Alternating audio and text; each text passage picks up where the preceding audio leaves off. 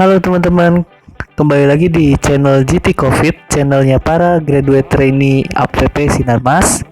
Perkenalkan, nama saya Muhammad Ilham. Saya di sini akan membahas tentang basic automation. Nah, gimana sih prinsip kerja automation? Kita akan membahas di slide-slide selanjutnya. Nah, ini penting untuk dunia kerja karena memang industri saat ini sudah semakin pesat kemajuannya, terutama di bidang teknologinya. Apa sih sistem otomasi itu? Sistem otomasi adalah sistem yang bergerak secara otomatis atau mandiri, di mana ada input yang dimasukkan oleh manusia sebagai brainware-nya. Nah, yuk kita pahami basicnya. Nah, ini dia secara definitif, otomasi adalah suatu sistem yang bertujuan untuk mengendalikan suatu proses agar output yang dihasilkan dapat dikontrol sehingga tidak terjadi kesalahan. Pentingnya otomasi ini karena memang dikendalikan secara otomatis oleh mesin sehingga tingkat presisinya sangat tinggi. Untuk meminimalkan variasi proses, SDM, modal, maka dibutuhkan otomatisasi di berbagai aspek produksi. Kenapa perlu? Karena memang jika di dalam suatu proses produksi terlalu banyak manusianya, ini memerlukan modal yang cukup besar juga. Lebih baik membeli suatu mesin sekali beli, nah kedepannya itu lebih murah. Satu manusia, jika sistem dijalankan secara otomatis, satu manusia ini dapat mengendalikan banyak mesin. Kita bisa lihat sendiri secara ilustrasi. Sini saya akan menjelaskan secara sederhana terlebih dahulu tentang sistem otomasi. Contohnya yaitu lampu yang terotomatis. Ketika ada seseorang di sini, nah lampu ini akan nyala. Namun jika tidak ada orang, lampu tersebut akan mati karena di sini memiliki sensor yang menyatakan apakah ada sesuatu di ruangan atau tidak. Jika ada sesuatu, dia akan menyala.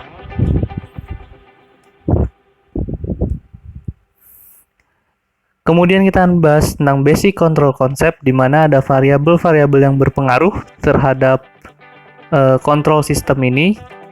Nah, contohnya di perusahaan kami yaitu stock flow di sini. Stock flow yang di sini adalah kertas ya, flow-nya. Bisa berupa buburan kertas. Nah, contohnya di suatu pipa ya, ada stock flow, manipulated variable, dan control variable. Secara definitif, control variable adalah hasil pengukuran dari suatu variabel yang mau kita kontrol. Nah, jadi di sini ini adalah kendalinya.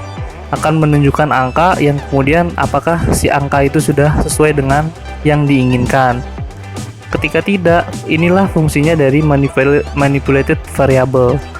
Jadi untuk merubah si control variable ini menjadi sesuai dengan spesifikasi, manipulated variable akan mempengaruhinya dengan membuka si valve ini agar merubah stok yang dialirkan sehingga sesuai dengan yang diinginkan. Caranya gimana dia berpikir kapan sih tepatnya untuk mengatur dari stock flow ini, yaitu ada set point yang dimasukkan oleh manusia, dimana nanti akan menjadikan acuan bagi manipulated variable untuk mengatur flow yang diinginkan. Tentunya dalam suatu proses produksi ada disturbance atau gangguan. Banyak variabel-variabel yang tidak kita ketahui, tidak direncanakan itu terjadi sehingga mengganggu alur proses yang terjadi.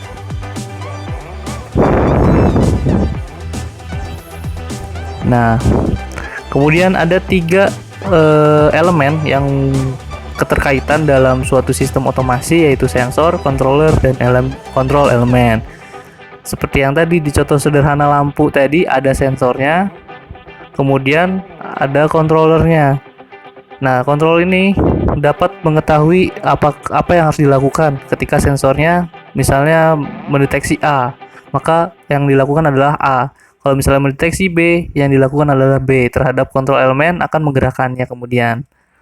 Ini adalah contoh-contoh alat sensor yang digunakan di perusahaan kami, yaitu untuk membaca basis weight, moisture, ice content, kaliper dalam buburan kertas. Ini adalah manipulated variable ya, kita sudah baca tadi sebelumnya. Yang pertama segment valve, globe valve. Sebenarnya di perusahaan kami banyak sekali valve yang dipakai.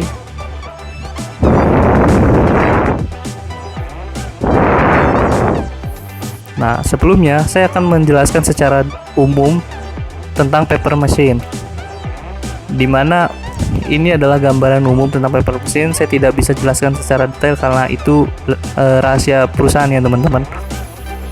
Nah, di sini ada inputnya, water, air, dan buburan kertas. Kemudian diatur flow-nya dengan BW valve atau basis weight valve. Kemudian ada headbox. Headbox itu yang ini teman-teman. Ini fungsinya untuk secara awam itu untuk memformasikan kertas sebelum masuk ke wire. Wire ini adalah mulai proses pengeringan ya. Jadi di wire ini ada proses dewatering atau pengeringan air secara alami oleh gravitasi dan dibantu dengan sedotan dari vakum. Kemudian ada press di sini. Kemudian ada dryer, ini dengan cara panas ya teman-teman, supaya kertasnya lebih kering lagi sehingga tidak ada, benar-benar sudah tidak ada kandungan airnya. Kemudian terakhir digulung, yaitu reel.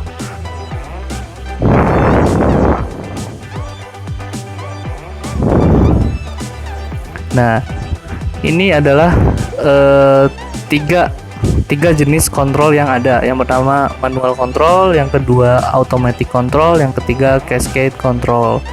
Manual control kita akan bahas selanjutnya di sini.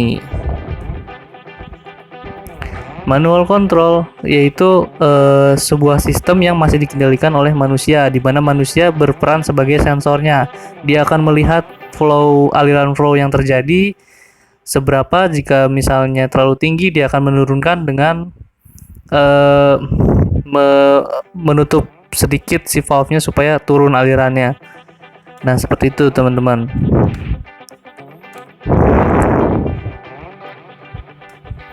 Nah, selanjutnya automatic control ini adalah sistem yang sangat recommended ya untuk perusahaan-perusahaan baru ya, terutama teknologinya tuh harus lebih maju.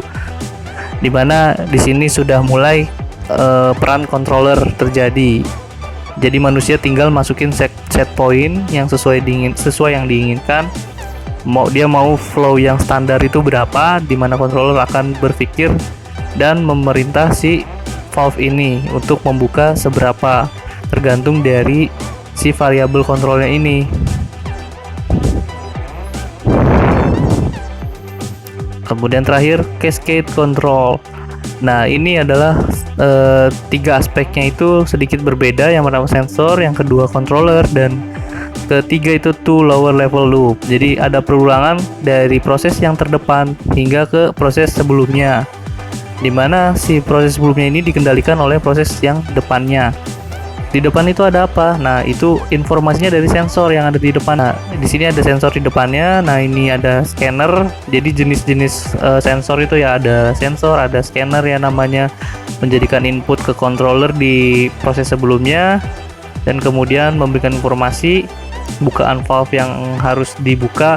Kemudian akan terjadilah basis weight yang diinginkan dan stock flow yang diinginkan.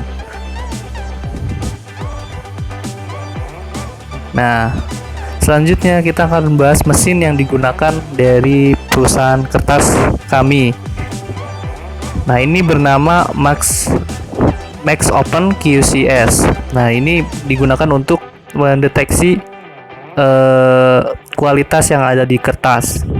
Ya, ini contohnya ada basis weight, moisture, thickness, as content, dan color. Basis weight adalah gramatur ya. Teman-teman pasti tahu gramatur. Kalau misalnya beli kertas itu ada 70 gram dan 80 gram. Nah, di sini ini merupakan salah satu parameter kualitas ya, teman-teman. Nah, si mesin ini merupakan suatu alat yang mengukur quality proses secara langsung online. Nah, yang terdiri dari sensor-sensor dan scanner. Pada umumnya sensor-sensor yang dipakai untuk aplikasi kertas. Nah, ini komponennya ada upper head dan bottom head.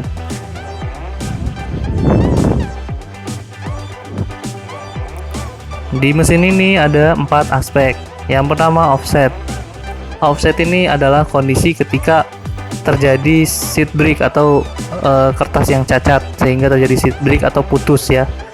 Nah, ketika si mesin ini mendeteksi adanya seat brake, maka mesin ini akan memerintah untuk berhenti, yaitu kondisi offset. Kemudian single point, scanner head position bisa diatur pada area tertentu untuk melakukan measurement. Nah, di sini teman-teman bisa lihat sendiri, ini cukup luas dan kertas itu lebarnya bermacam-macam yang dibuat, sehingga ini harus diatur dari mana sampai mana untuk memeriksanya. Kemudian ada standardize, scanner akan melakukan standardization pada saat untuk memulai pengukuran. Jadi ada standarnya ya dalam melakukan pengukuran ini. Kemudian scanning, jadi si scanner head bergerak dari posisi TS dan menuju ke DS. Nah, ini site ya, site, bahasa site di perusahaan kami, dimana yang sini adalah site depan dan ini site belakang ya, saya sebutnya biar teman-teman ngerti. Jadi ini akan terus bergerak untuk mengetahui profil yang ada di kertas. Nah, kita bisa lihat di skemanya, dimana ketika si sheetnya berjalan ke depan, nah si headnya ini akan terus bergerak seperti itu. Nah, ini machine direction. Nah, letak-letak dari mesin ini, scanner ini ada dua. Yang pertama di hampir terakhir sebelum penggulungan, dan yang sebelumnya ada di dryer. Dari proses dryer ini di tengah-tengah ada scanner. Kenapa dibuat dua? Karena memang dalam pengendalian proses tidak dilakukan secara sekaligus. Lebih baik ketahuan di awal daripada ketahuan di akhir, karena memang kerugiannya akan sangat besar. Jadi dikontrol dari awal.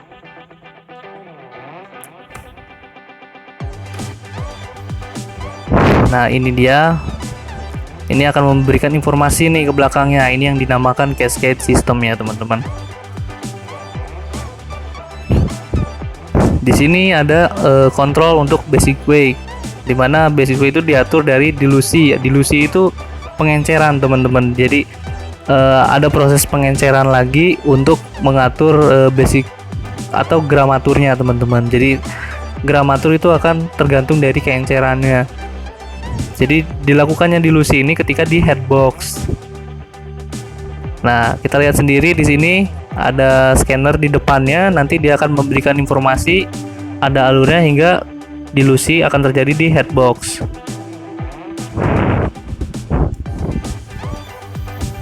Selanjutnya ada heat control. Nah, heat yang di sini kita ambil contoh kalender ya. Kalender kan di heat itu ada dryer. Nah, nanti ada kalender untuk penambahan penghalusan si kertas ya. Nah, ini contohnya, ini adalah alat heatnya, dia akan memberikan panas ya. Jadi si ini namanya coil heating atau control, dimana ini akan mengatur tinggi rendahnya temperatur dari si calender roll ini secara otomatis ya, teman-teman, ada sistemnya. Dan tentunya dalam suatu sistem terutama yang terotomasi itu harus ada prosedur keselamatannya. Kita harus tahu dulu nih 3 prinsip proteksi radiasi. Ada prinsip waktu, jarak, dan barrier penahan. Kemudian ada kecelakaan radiasi dan penanggulangannya. Kecelakaan radiasi adalah kecelakaan yang tidak direncanakan, termasuk kesalahan operasi ya, nggak cuma untuk orang manusia doang, tapi mesin juga kesehatannya harus dijaga. Nah, ini yang A, karakteristik kecelakaan radiasi berdasarkan jenis penyinaran dan lama waktunya penyinaran. Ada yang eksternal, penyinaran eksternal, dan penyinaran internal dalam waktu singkat, waktu lama, waktu singkat, dan waktu lama. Nih, teman-teman bisa baca sendiri.